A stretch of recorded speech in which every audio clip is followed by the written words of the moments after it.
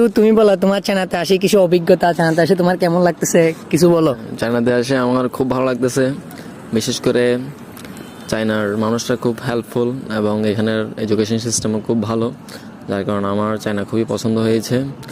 আর এখানের educational ranking দিয়ে China অনেকে আগাই আছে, যার কারণে আমার চায়না বেশি পছন্দ। তো এই যারা পছন্দ করে হায়ার স্টাডিজের জন্য চায়না রাখতে পারে অপশনে। China is good for study. আচ্ছা, তো এজেন্সির সম্পর্কে কিছু বলো।